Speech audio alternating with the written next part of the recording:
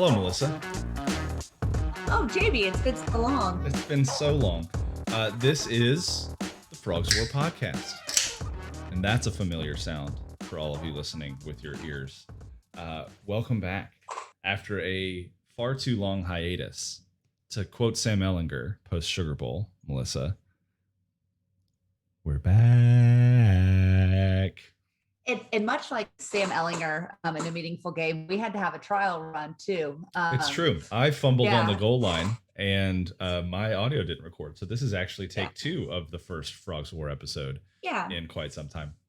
But that means because we're good. We're sharp. We shook off the rust. Yeah. Stretched. We know what we're talking about now. Everything's going to be great from here. So we are, of course, Jamie Plunkett and Melissa Treewasser, your friendly managing editors over at frogswar.com. And we are back after like a year and a half of not podcasting because, thanks pandemic and other things related to said pandemic.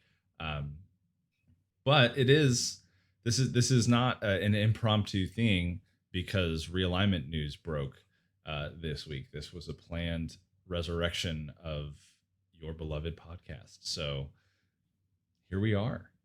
Yeah. And it just happens that we will have a lot of breaking-ish news to talk about today.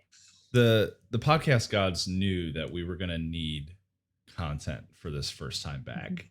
And so instead of, like a full TCU football preview, we're actually going to push that to a later episode to talk about some Olympic news and obviously realignment.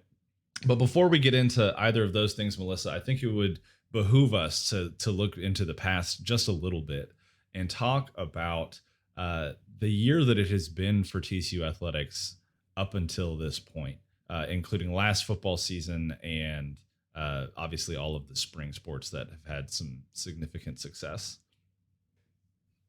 Yeah, I mean, I think that, that some people feel like TCU lives and dies by football. And while there were certainly highlights throughout the football season that we'll touch on later, a lot of other sports had really, really great years in the midst of the chaos that surrounded us, in the world. And so I thought it would be fun just to kind of touch on our favorite games of the year and some of the individual athlete performances that we are most impressed by. So do you want to start with your favorite athlete? Because I think it leads well into my favorite game. Yeah, absolutely. I want to talk about Emily Alvarado and the incredible year that TCU's goalie had on the soccer team. Obviously, she was a senior leader on the team, took that team all the way to the Elite Eight. She was an all academic Big 12 member as well. She tweeted out when that got announced something like, "See, I did study in college," which I thought was pretty funny. Academic All-American too. First soccer player in history to make the All-American squad. Absolute record breaker, incredible soccer star. Obviously, she represents her home country, Mexico, on the national team. She just signed to play professionally as well. So she has got a bright future in the sport of soccer. But beyond soccer, Emily is just, and you've got to meet her a few times. She's just a genuinely good human being. And, she is that kind of kid that you are proud is wearing the TCU letters across her shirt. Yeah, absolutely. And she signed with a French professional team. And for women's soccer, the French league is one of the top in the world. So it's an awesome opportunity for her. We're really just getting to see just the very tip of the iceberg for what I think Emily is going to accomplish on the global stage. So she did also accomplish a lot in Fort Worth. She helped TCU as one of the premier goalkeepers in the country, one of the premier defensive presences, and led TCU soccer to never before seen heights. And her performance against West Virginia in the de facto Big 12 championship game last fall was part of the reason that I found that to be one of my favorite sporting events of the year. In the midst of all the chaos and, not having fans in the stands or having limited fans in the stands, to be at that game in, I think it was early November, mid-November, and not a COVID-friendly packed stadium, but a packed stadium nonetheless, in front of supporting a team. TCU soccer's home field advantage has been one of the best in the country, even for such a small school, and it really rallied people in Fort Worth to get on their side. And watching them complete an undefeated Big 12 run in the fall and to secure a Big 12 championship and to really jumpstart their spring that would end in the Elite Eight of the national championships. That was a really special experience, just to feel the energy and the excitement of big time college athletics when that had been something that had been lacking for so many of us for so long. Yeah, absolutely. Just an incredible, incredible game at the right time for TCU fans. Just yeah, just a kind of a trumpeting of where Eric Bell has taken this program. It's Yeah. just really, really cool to see. Yeah, a pretty unbelievable. We have some unbelievable leaders at TCU in the athletics department, from the head coach and assistant coaches. Everyone talks about Patterson, obviously, and Jim Schlossnagel, and now Kirk Charloos and Jamie Dixon, but Eric Bell and Reagan Peebley and Jill Kramer, I think, have done just excellent jobs of not just having success on the fields and on the courts, but really building programs that embody that spirit of 40 not 4 that Gary Patterson has really tried to spread across the entire TCU campus. And I think that they're doing their part to help these students be prepared for life on and off the field, and to deal with all of the tough things that have come their way, especially in the last 16 months or so. Absolutely. Absolutely. You have to feel confident about the state of TCU athletics just by looking across the board at all of the coaches that are in place right now. You've got to feel good about it from top to bottom. Yeah, absolutely. I think for me, the game of the year for me is going back to Austin, Texas, and TCU football coming down to the wire. Kind of a by the grace of God situation. Keontae Ingram fumbling the football on the 2-yard line that would have given Texas the lead with just a few seconds left in the football game. But TCU recovers. Garrett Wallow strips him of that football, and Max Duggan runs out the back of the end zone. The Frogs win 33-31. It is always good to beat Texas. People say that that's a little brother mentality or whatever it is. No, TCU 7-2 against Texas since they joined the Big 12. You tell me who the little brother is in that relationship. But it's just always good to go down to Austin and get a win, and to do it in that fashion, to kind of put one more nail in Tom Herman's coffin down there. After we, I think you said this, I said this, a lot of TCU fans said this when Herman was hired.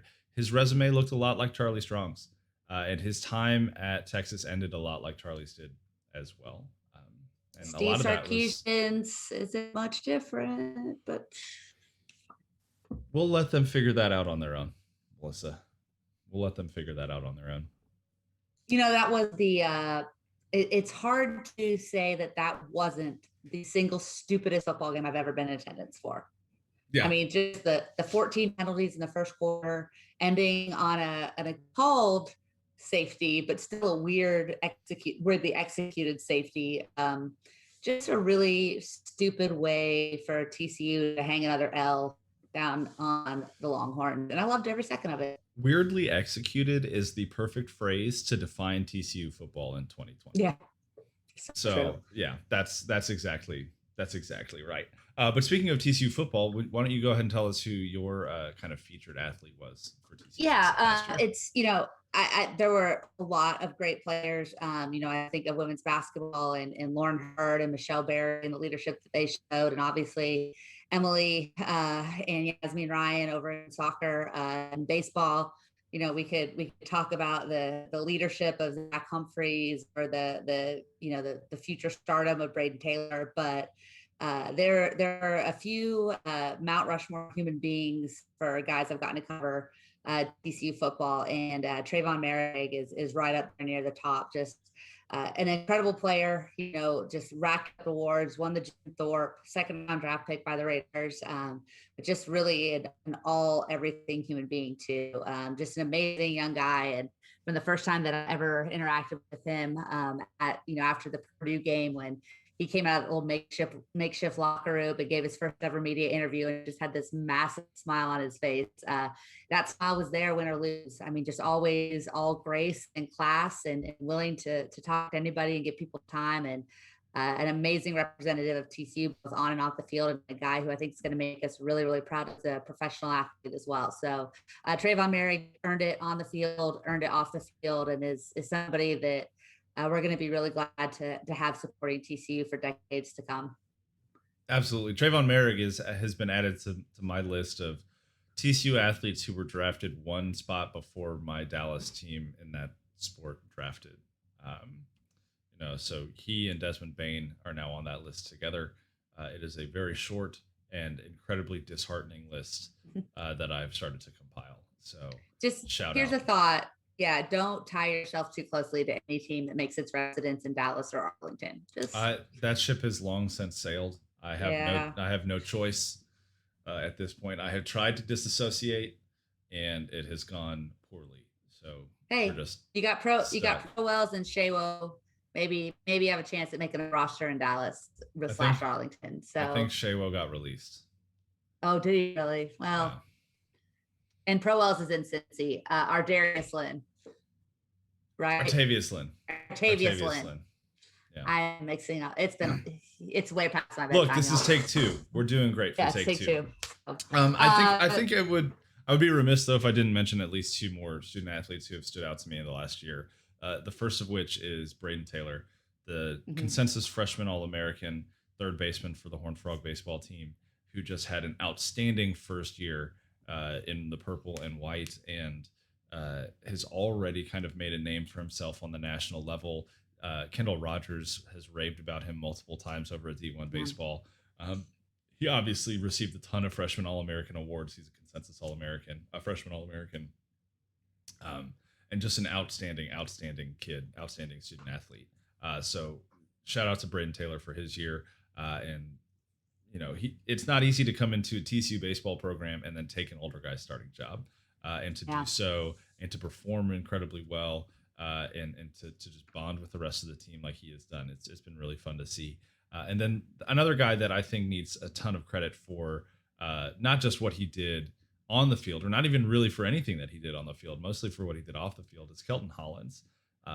He stepped up last summer in a time of incredible turmoil for our country, for our university. There was some controversy around the football team at that time. And he stepped up and said, look, there is a lot that can be done for this conversation about race that's happening right now, for all of the anger and the hatred and the vitriol that is being spewed right now.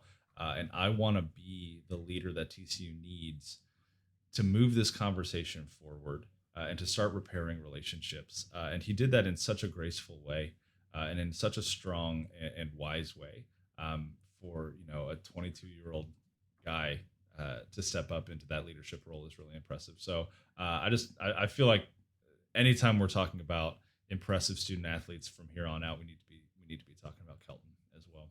Yeah, and it's awesome that Kelton is going to have his last year of eligibility at Louisiana Tech, go back home to Louisiana, where the long running, I don't even know if it's a joke, it might be real, is that he is the future governor of the boot. So it's somebody that I have a feeling we'll keep an eye on here for years to come as well. So really, really lucky in the midst of an up and down season athletically for TCU, that it's still so easy to just tick off names of really great human beings that just happen to play sports for the Horned Frogs. Just a lot of really quality people, both on the rosters and the coaching staffs for TCU right now. And the winning and losing matters a lot, obviously, kind of is what keeps the ball rolling. But at the end of the day, I think that we've gained a lot of perspective in the last 16 months or so, and knowing everything that these kids went through just to get a chance to entertain us and give us a couple of hours of reprieve from all that was struggling around us. It's just good to know that they're as invested in representing the university as we are. So it's kind of a cool thing. It really is. It really is cool to see. You couldn't be happier for this university at this point in time. And speaking of incredible representatives of this university, see, there's the segue that was missing the first time we did that. Speaking of student athletes, former student athletes who are representing Texas Christian University, Melissa, there are 6 former Frogs that are vying for gold medals in the Tokyo Olympics starting very soon. Super cool. It's just such I think the Olympics almost kind of feels like an afterthought at this point, but come Friday when the opening ceremonies kick off, we're all going to be glued to our televisions. And so the fact that there are 6 people that will be competing across multiple disciplines. As former TCU Horned Frogs, it's really pumped. The first one that we're going to just kind of give you guys a rundown on is Amy Okonkwo, who was a really, really great basketball player for the Horned Frogs, all conference level performer. From California, started her career at USC, matriculated to TCU, where she had 3 amazing seasons. Had a cup of coffee with the Dallas Wings, stayed local in Arlington for her to start her professional career, and now will be over in Tokyo as a member of the Nigerian basketball team, the same program whose men's team upset Team USA just a couple of days ago. And so this is an awesome opportunity for her as someone who is vying for one of those just so few spots in women's professional basketball stateside. This is an opportunity for her to hopefully get some run and make a name for herself and get another opportunity to make it in the WNBA. Yeah, it's been really cool to see the rise of the WNBA just publicity wise over the last 18 months or so. The pandemic, I think, oddly helped with that a little bit, especially in this season that's going on, or I guess, just in the middle of the season right now. They take a month off for the Olympics. So. Yeah, kind of like hockey used to do. Yeah. And so, I think that, Amy is such a wonderful representative of TCU. I'm really excited to see what she can do with the Nigerian women in Tokyo. The next person on our list, though, is Sana Newtonen. And I know you left me that name to try and pronounce. I put these in a very specific order and made sure I went first. I'm just saying. Duly noted for next time. But Sana is a Finnish golfer. She represented TCU from 2010 to 2014, playing for the women's golf team at TCU. But she's been playing for Finland since before she even got on campus in 2010. She started playing for the European girls team for Finland in 2007 as a high schooler, and she represented Finland in the European Girls Championships in 2007, 2008, and 2009, actually even taking home a bronze medal in 2009. She's played on the 2010 and 2011 European Ladies Team Championship, secured bronze in 2013, silver in 2014 as team captain of that team for Finland, and so naturally now she has moved on into a similar role for her home country in Tokyo, already kind of medaled up a little bit. And so I would, if we're picking some of these folks who might win a medal, I think she's a pretty good bet to see a Horned Frog on the podium.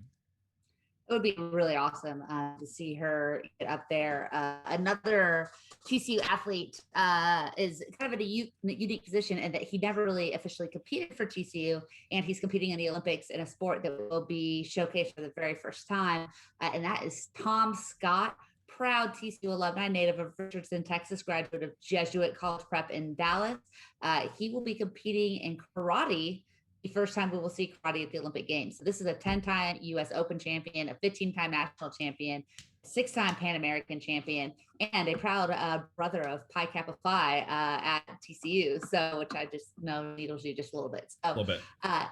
Talk about another guy that's got a great chance to make it to the podium. I think Tom Scott is high on that list, and it'll be really cool to see him make history, not only just hopefully in his competition, but just in doing something that's never been done before the Olympics. And so it'll be really fun to see how he does and what karate as an Olympic sport looks like. I just think that's going to be really cool. I took karate in middle school. Oh, and well, you could be in the Olympics too. I think I got all the way to like green belt. I'm just saying. All right. Watch your back, Tom. Yeah, it's coming for you. The next former frog that's going to be in Tokyo will be representing Great Britain. Her name is Lorraine Ugan. She was born in London, and she went to TCU from 2000 and I lost my note. 2011 to 2015. She went to the indoor NCAA indoor track and field championships in 2010 or 2011 and 2012. She has been competing at the kind of global level in track and field for a long time. She qualified at the 2009 European Athletics Junior Championships and 2010 World Junior Championships. So she's been around for a little more than a decade. She is a long jumper, and she's representing Great Britain in Tokyo. Super Another field event, Horned Frog, is Derek Moklang, who actually just finished his senior season at TCU. So a recent graduate, just finished his eligibility. He is the outdoor 400 meter school record holder, the indoor 4x400 meter school record holder, and he will be competing in the 4x400 relay as a member of the South African team. Awesome, one of the certainly most fun events, something that they're looking forward to. We always look forward to watching is the speed events, and those relays are a blast. So hopefully Derek will have a great opportunity to get into the finals. I know that that's always a pretty stacked heat, and I don't know necessarily where his team is ranked coming into it, but it should be fun to watch him compete as well. Absolutely. And then last on the list, but definitely not least, is a name that most TCU fans do know. All TCU fans should know. That is the one and the only Ronnie Baker. He is a legend at TCU. He has been competing in track and field in the 100 meters for a long time. Qualified for the Tokyo Olympics by running a personal best 9.85 seconds, which is just incomprehensible how fast of a human being you have to be to run that fast. That was good for second at the U.S. Olympic trials, and he's looking at an opportunity to claim the title of fastest man alive, which is so cool. Honestly, probably the most badass title anybody's ever had. Yeah, that'd be pretty dang cool. We got a little breaking news here on the Twitter machine, Jamie. I don't know if you saw this. A big, as we get ready to transition to talking about Texas and Oklahoma decommitting from the Big 12, one of TCU's top cornerback recruiting options, one of their top targets at cornerback, just decommitted from the University of Texas. So Jalen I don't know how to say the last name, Guilbeau. That just popped up on the timeline, retweeted by Jeremy Watkins. Just throwing that out there. Interesting. Yeah. He was on campus. Guilbeau is, I think, how you say his last name. Okay. Not gullible, but Guilbeau. Beau.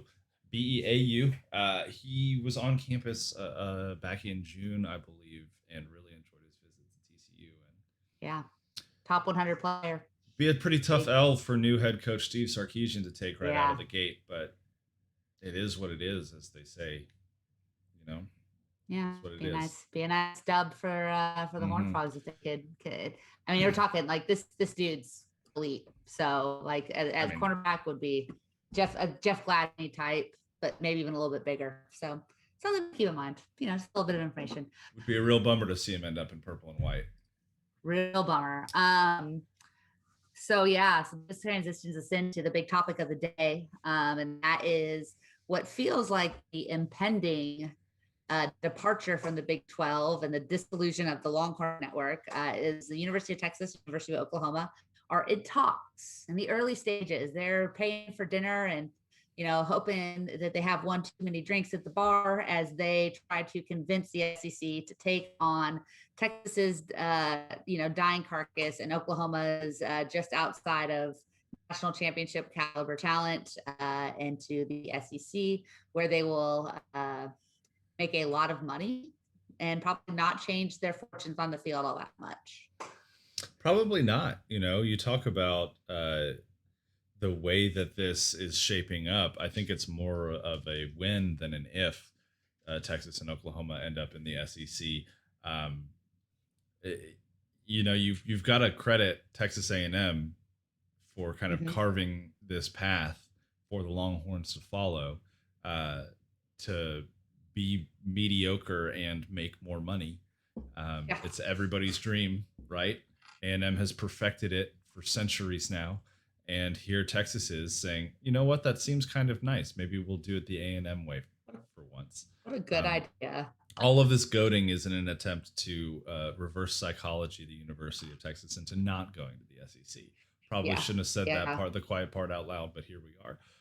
No, I really truly think that this is more of a win than an if for Texas and Oklahoma to leave for the SEC. It makes sense monetarily. It makes sense competitively, at least for Oklahoma. And really truly, if this is the start of kind of the building of super conferences, they're the natural two to add to get the SEC to 16 teams. I will say that there's maybe a little bit of panic from folks about this could happen in the next month, this could happen in the next 2 months, whatever it might be. Right now, as it stands, the Big 12 has a grant of rights in place through 2025. And for those listening that maybe don't know what a grant of rights is, that is an agreement between the schools and the conference that they're in, that allows, that kind of helps the conference keep people in place. Essentially, it says that if a conference team leaves, so if Texas leaves before 2025, they owe the Big 12 a crap ton of money every single year. And that dollar amount is representative of what they would have been paid in, by the conference at the end of every year. You know, we always see those charts of like every Big 12 school made $34 million, every Big 10 school made $37 million, every SEC school made $42 million, whatever it is, after all the bowl payouts and TV deals and everything else. Texas would actually owe that money to the Big 12 for an extended period of time should they leave beforehand. Now, they can potentially negotiate a buyout, but at that point, we're probably talking tens, if not $100 million easily at over that $100 million. Yeah, So, I think it's safe to say it's not happening before the grants of rights deals expires, which happens to happen a year after Gary Patterson's current contract expires. mhm. But I think you're right. I mean, I think that this is something that we've seen in the works behind the scenes, and that it would not surprise me if they inform the Big 12 conference next month that they have no intention of re-signing with the league, Mhm. which puts schools like TCU and Baylor and Oklahoma State and Texas Tech in pretty perilous positions long term. You know, we can all talk about, you know, our individual successes, and Texas Tech will tell you about its barbecue championship, and Oklahoma State will tell you that they win national championships and things like wrestling and golf, which they do. And Baylor, you know, has the biggest, you know, kind of carrot they can dangle right now with the recent men's basketball championship. But at the end of the day, these grants of rights deals, these TV deals are built on football and mostly football. So none of those four schools is really in any great position, let alone the schools like Kansas State and Kansas, to be super attractive to the Big Ten, the Pac-12, the ACC right now. There's some natural, I think, kind of geographical things that make sense. Iowa State, the Big Ten, West Virginia to the ACC, but there are going to be a lot of schools that if they don't find a backup plan here quickly are going to be in really bad shape come the next reorg. And the Big 12 without Texas and Oklahoma, I hate to say it, but it dies. It dies on the vine. Those two schools is inept as Texas has been on the field with just one 10-win season in their last 11 tries. They still are going to drive the bus of this conference alongside Oklahoma, and the fact that those two teams could be gone in 4 years is got to be pretty terrifying to athletic directors across the rest of the conference. Well, it definitely is. You know, if I'm Jeremiah Donati, the first thing that I'm doing is I'm making every phone call possible to just have at least one, if not two or three backup plans for TCU. Because when this goes down, there will be someone who's left out in the cold. TCU has already experienced that one time, and we don't want to experience that again. We would much rather Baylor experience that or Texas Tech experience that. But the likelihood is that it's going to be kind of every school for Mm-hmm. themselves.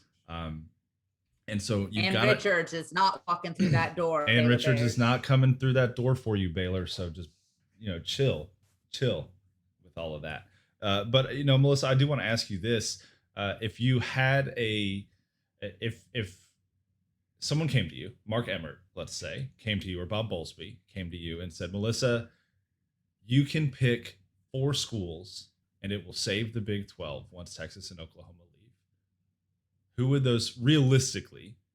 Give me two lists. Give me your pipe dream, pie in the sky list, four schools to add to the conference, and then give me your realistic, what might salvage this thing, if anything's going to salvage this thing list. I mean, if you're telling me I can pick any four schools in the country, and I don't have to be real, I could be semi-realistic. I'm probably looking for established Power Five programs. Mm-hmm. I'm immediately going to the dead on the vine Pac-12. I think that, you know, we've all talked about the Arizona schools as potential expansion candidates for years now, as the Pac-12 is withered. Because as bad a shape as the Big 12 feels like it's in. It's still been one of the top 2 or 3 money earners Mhm. for consistently over the last 7 or 8 years. So, but I'm going for Arizona State, and I'm probably looking at Utah and Colorado next. If the Big 12 is going to expand its footprint nationally and take advantage of uh, streaming and so many opportunities to play games, I don't want to venture east. I want to stay away from the SEC and the ACC, and I want to start building out an audience westward. It might not make sense for some of the schools, like if the Big 12 expands to the West, then West Virginia is going to be RF, but that's probably where I'd like to see the conference go. I think more realistically, it becomes a grab who you can get, which means I think rating the AAC. And I would hate to add Houston and SMU. I don't want to add two good programs in the state of Texas. SMU has already given TCU all they can handle, both on the field and on the recruiting trail, and doesn't look like they're going to go anytime soon. And when you talk about what the NIL can do, is there a school that has potential to benefit more from basically legalized boosters than SMU? No, I mean, that's they're gonna clean house if they want to, and if people start buying into SMU football, which it looks like they're on their way to doing, that's not great for TCU from a recruiting standpoint. But you grab Houston, you grab SMU, you build some nice regional rivalries, and I think you go to Cincinnati and Memphis. Those would be, I think that would be the most likely pitch that we would get. You also wonder though too, how many of those schools are going to hold a grudge for the way they've been treated by the Big 12 when they've tried to get in time and time again, and have been told you're not good enough, and all of a sudden it's, oh, we are in a real bad spot. Hey guys, come bail water for us. And maybe you take the money if the money's offered, but if that conference doesn't look stable, be interesting to see how that plays out. I totally agree. Yeah, I think it's going to be a really interesting scenario that we can't quite predict. I think for me, my pipe dream would be to wind the clock back to 2011 when the Big 12 was courting TCU and West Virginia. And I would go ahead and tack on 4 more schools with, the presumption that Texas and Oklahoma are also out the door. Those schools would be Florida, Florida State, Clemson, and Virginia. Clemson and Virginia. I'm going full East Coast. We have an East Division now for our good friends Western Virginia. They get a rivalry back with Virginia. They get another rivalry back with Clemson. They get to play the Florida schools every year now, which who doesn't want to play Florida man twice a year or host them in their home and recruiting. Stadium. Yeah, and that's a fertile recruiting ground. Yeah, you've got that stabilizes the Big 12 recruiting in Texas to say, look, you're going to have Florida coming in. You're going to go to Clemson every other year. You're going to be playing recent national champions. I think that would bolster the profile of the conference enough. This is the pipe dream. This realignment's not even getting approved in NCAA 14. No, you're not even getting this through a video game. No, there's but we're talking no pipe dreams. We're talking pipe dreams. Realistically, you've been hitting the pipe as you make the stream. That's what that sounds like. So I play the fifth, but I will say this: my realistic four would be Memphis and Cincinnati. I just think regionally they make sense, profile wise they make sense. That also devalues the AAC, which if all of this stuff happens and starts to happen over time and the Big 12 is fading, there's going to be another conference that kind of rises up, and it's going to be the AAC at this point. So anything you can do to devalue them benefits the Big 12 in the long haul. So we're talking Memphis, we're talking Cincinnati, and we're talking the directional Florida schools, Central and South. If you want to move in that direction, which I think going towards the East Coast would be better in the benefit of the Big 12 than going to the West Coast, simply from a media standpoint and from the amount of attention that schools in the East Coast get versus schools on the West Coast. I think if you want to get into Florida, those are 2 huge state schools. Both have had recent success, and that puts you in a decent position, I think, to not completely fade into the background.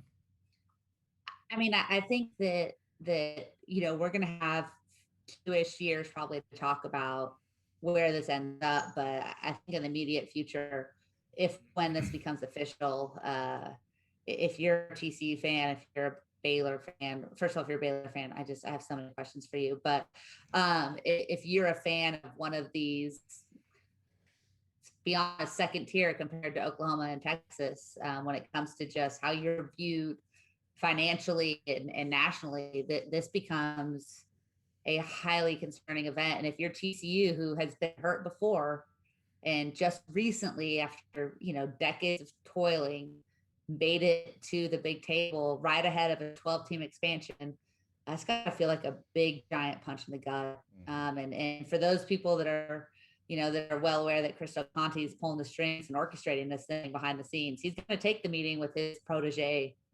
JD, but as soon as he closes the door, he's going to, take a sip of some very, very fine cognac and say, maybe next time, kid. And that's going to be the end of that. Yeah. 2 quotes I want to drop in here before we move on. Number one, that this nobody is stewing more about all of this than Texas A&M. I mean, nobody is more unhappy about this than the Aggies, and they have made it very, very clear. And part of that, like, it's not worth it, but it's almost worth it coming to fruition just to see the meltdown in College Station. It would be Chernobyl level, like just disastrous meltdown. Ross Bjork, who is the athletic director for Texas A&M, was at Media Days, said this point blank, we want to be the only SEC program in the state of Texas. There's a reason why Texas A&M left the Big 12, to be standalone, to have our own identity. So if Texas comes following them to the SEC, it is going to be just an the temper tantrum that will be emanating from College Station is going to be just unbelievable. I cannot wait to see how that turns out. And then Stuart Mandel, I think, had the tweet of the day on all of this here not too long ago. It's kind of wild that the Big 12's continued existence keeps hinging on the whims of a school that's won the conference 3 times in 25 years. Boom. That's only one more than Nebraska, which last won the Big 12 in 1999 and left in 2010. I love you, Stuart. And yet, here we are. Here's the thing, Melissa. I want you to close your eyes for a minute. Okay. I want you to picture in your mind a conference room, a robust, beautiful, dark wood, leather chair, leather-bound books, conference room. All of these big official people from the SEC schools are gathered around this expansive, long oak table. There is the traditional 3 conference call phones on the table as well. And at the end, we'll call it the foot. At the foot of one of those tables is Chris Del Conte, and he's talking to these SEC colleagues of his, and he's saying, "Hey, just want to run one thing past you guys. The Big 12 didn't have a problem with it. I'm sure you won't either. Could you make sure to make horns down a personal foul 15-yard penalty?" How do you think his colleagues in the SEC will respond to that when that gets brought up? I mean, I just immediately think of Mike Leach giving him a raspberry, right? Like, that's just the first thing that happens. Just does that. Just immediately. Ed O just takes his shirt off and throws it at him. Yeah. Nick Saban slaps his Coca-Cola off of his side of the table and just walks out of the room. It would be. Texas fans are going to find out if they go to the SEC. Yeah. They're going to find out how green that grass actually is. And like, I'm gonna say, and I don't think it's hyperbolic, that the competition level isn't going to jump up that much. I mean, you're looking at how many programs after 2025. If, let's say, Nick Saban isn't a zombie and that he will eventually have to retire from coaching. I haven't proven that he will, but let's say he does. I mean, the man's in his 60s, or 70s, maybe. He might be like 72. How much longer is he going to do this? So at 2025, is there a single program not named Alabama and maybe Georgia that you're going, oh yeah, that's a pretty stable operation. They're going to be successful easily for the next 4 years to have the same head coach? I mean, look, Texas, this is where I think Texas has a chance, is because they just got Sarkisian in there. He's a young-ish head coach. Like you with said, a spotty ass track record, but there's some personal issues that I hope he's not worked even through, that. right? Not But even that. Just his coaching record. It's just well, not I great. think one impacts the other a little bit occasionally. It's definitely possible. But I think. But I would say I wasn't making light of his personal issues. It's just No, of course not. He hasn't proven it. Yeah, he hasn't proven that he can consistently win. And obviously, if he's taking care of his off the field stuff, then hopefully that would give him a chance to be more successful on the field. Except for sure, for one game a year. Exactly.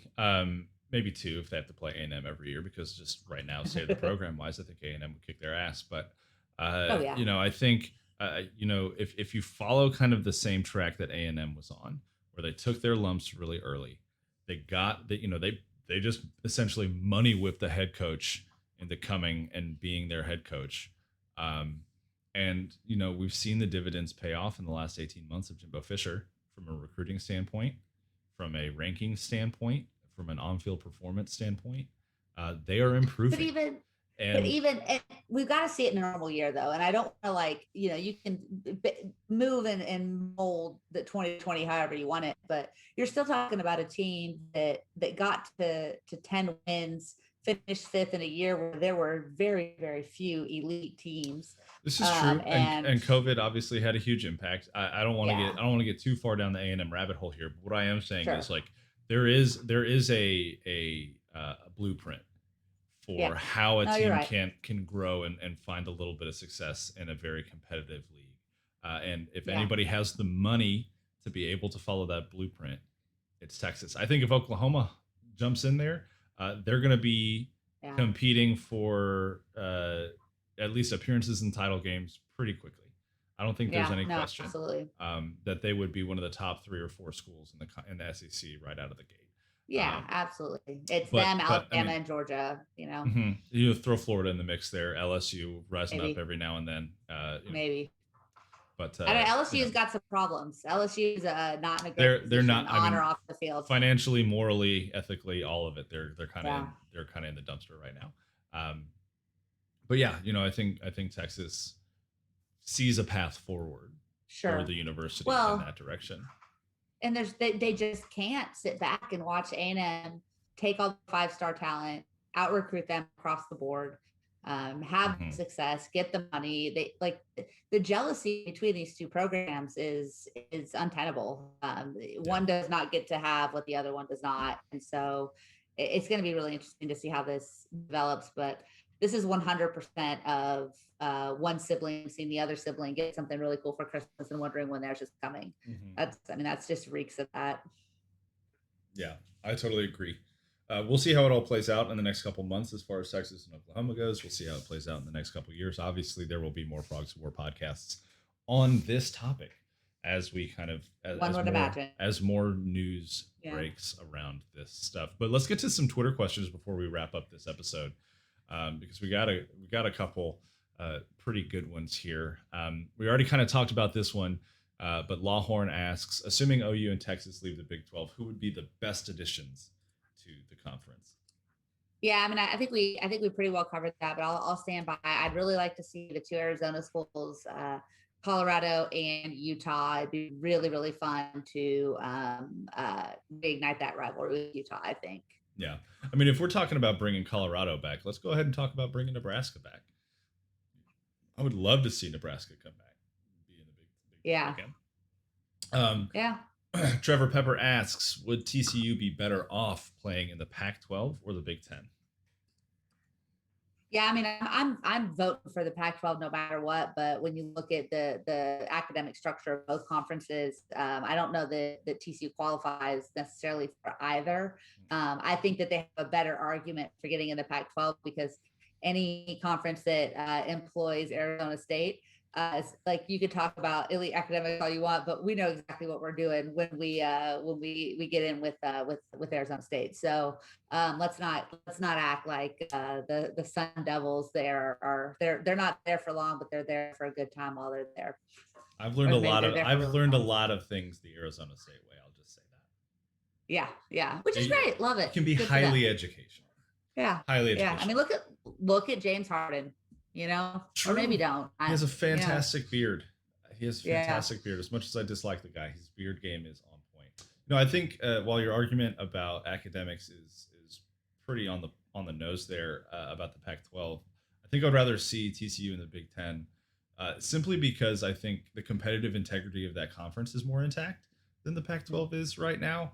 I would much rather see TCU playing Wisconsin and Ohio State and Penn State and Nebraska and Minnesota versus Arizona State or Colorado or I don't know, UCLA.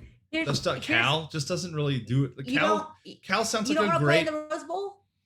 We already did that, and as a Yeah, Big but you don't Ten, do it every other year. Big Ten teams, they got the Rose Bowl connection already. Like they're You're gonna recruit a bunch of Southern kids to go play all of their games up in the north in the snow. Yeah. Because guess what? All of those other schools have to do every other year. Come play in the heat. Yeah. You're gonna tell parents like, hey, you're gonna come in here and you're gonna see your kid beat Ohio State in Fort Worth, Texas. You're gonna come in here, you're gonna see your kid just absolutely pantsing Penn State. You're gonna see them beat Wisconsin again and again and again and again, right? The Purdue game would no longer be a non-conference game 9 years from now. So, I will say from a places I want to watch TCU football play, I don't know if there's one in the Pac-12 that maybe Colorado because it's so pretty and we're already playing there anyways. But the traditions of the Big Ten when you talk to this elite level football fandom. It'd be pretty cool to watch TCU play in Happy Valley in a whiteout, or just like or at the Big House or the Horseshoe. That's just I didn't even mention Michigan. People really don't anymore. Yeah, who cares? Get relevant khakis. Absolutely. Let's see. The next question comes from Clint Foster, good friend. Clint, great YouTube content, great kind of funny bits that Clint does on Twitter. If you're not following him, you should. He just tweets us a Thor gif that says, "Where have you been?" We've been busy, Clint. There's been a global pandemic, but yeah. But hey, we're back. We're rolling. We're good. We're back. It's okay. We're back. Now, Damp Fruit asks, what role do you think Del Conte played in all of this realignment stuff? I can't see a situation in where he didn't play a big role. He's the athletic director of Texas. He's been a part of those conversations. And then Linda, final question, asks, has the era of super conferences arrived? Yeah. I think we're on the precipice of this with the playoff expansion. You're looking at, both the Big 12 and the Pac-12 are in really perilous positions. I think you could easily see this devolve into a 4 super conference going forward. And it may not even be adding a bunch of teams. It might just be, saying goodbye to one of the Power 5 and having to scramble to fill the gaps. But I think we're going to be looking at a very, very different landscape in college football between realignment, the TV deals, the way that we consume sports, and the NIL. There are a lot of changes coming, and I think super conferences could absolutely be the way that college football tries desperately to hold on to what little power they have remaining. Absolutely. I totally agree. Whether it takes 2 years or 10, I'm not sure for everything, for all the chips to fall. But sure. They've already started falling. Yeah. That much. The chips are crumbling. For sure. Well, that'll just about do it for this episode, the triumphant return of the Frogs War podcast. If you could, please make sure you're subscribed on Spotify or iTunes, wherever you find your podcasts, local grocery store, wherever that might be. Make sure that you're subscribed there and go ahead and leave us a review. It doesn't take long. It helps boost our profile just a little bit. And since we've been out of this game for 18 months, we would really super duper appreciate that from you. And Melissa actually has a little bit of incentive for when we reach a nice milestone. Yeah, we're gonna, because I want to first and foremost say that I have nothing but respect for Drew Davison of Fort Worth Star-Telegram and Jeremy Clark with 247 and the folks TCU 360 folks that cover. I love everybody that we get to hang out with at the press box on Saturdays and at basketball games. Just a really amazing group of people. That being said, I want to kick their ass, and so I think but like in love, like with love. Like I think we all have very different skill sets and we cover different things. But you know, as we got ready to return, I was kind of looking at our metrics, our numbers, and I realized that we're not in a bad position. But I'd like to see some more reviews. I'd like it to get pumped up on that platform. If you guys enjoy what we do, we are the only of the TCU centric, you know, coverages that offer the service for free. So that's kind of the only thing we got going for us. We're not very good, but we're cheap, and You get what you pay yeah. for. Yeah, it doesn't work in my dating life or my podcast life. But anyways, way past my bedtime. So what I'm gonna do is I have this pretty impressive collection of sports memorabilia. It is random stuff from all decades, all sports, college, pro, in between. So when we hit 100 reviews on iTunes, I am gonna pull a random piece of sports memorabilia out of my collection and send it to a lottery chosen reviewer. I'm not going to say you have to give 5 stars to be eligible for it. I'm just saying that like sticky fingers are going to grab the 4 and 5 star reviews. I'm just saying. So it will be completely above board and completely random. I'm not going to just pick my friends, and I don't know what it's going to be, but I promise you, unlike what we can guarantee for this podcast, it will not suck. So we'll do this again, maybe 150, maybe 200. We'll see if it works. But I'd really like to hit that century milestone and, you know, just needle it to our friends over at other TC-centric outlets. And we love Jeff and all those guys too. But, you know, we just want you guys to like us more. A little needy. We're a little needy over here. It's true. We are super needy. So Melissa's going to give you some pretty cool memorabilia. Yeah. For I mean, look, just within reach, I have a Yu Darvish bobblehead just within reach. How about that? So these are the types of fun things that you could end up with. We'll see. We'll just, I don't know. Just going to randomly pull it out of the box. You love to see it. You really do. But that'll do it for this episode of the Frogs War podcast. Thank you for sticking with us and listening after the, you know, second time we had to record all of this. I am Jamie Plunkett. I'm Melissa Treebwasser. And we'll talk to you again next week. Go Frogs. Go Frogs.